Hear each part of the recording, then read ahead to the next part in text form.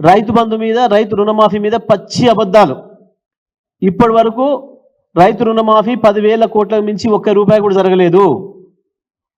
చెప్తున్నవన్నీ కాకి లెక్కలు, అబద్ధపు లెక్కలు. ఏ మంత్రి చెప్తాడో సమాధానం చెప్పాలి. కాకి లెక్కలు వద్దు, ఫైనాన్స్ డిపార్ట్మెంట్ లెక్కలే కావాలి. నేను చెప్తున్నా 10,000 కోట్లు కూడా దాటలేదు రైతు బంధు, ఇప్పుడు రైతు రుణమాఫీ. ఇంకొక దొంగాట మొదలు పెట్టిండ్రు నిన్న మొన్న నుంచి.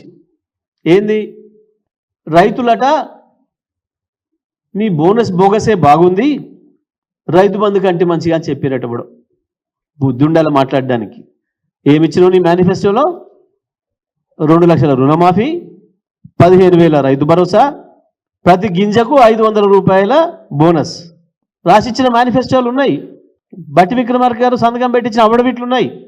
ఎంతకాలం మీ అబద్ధాల మాటలు? ఎన్ని రోజులని మోసం చేస్తారు ప్రజల్ని?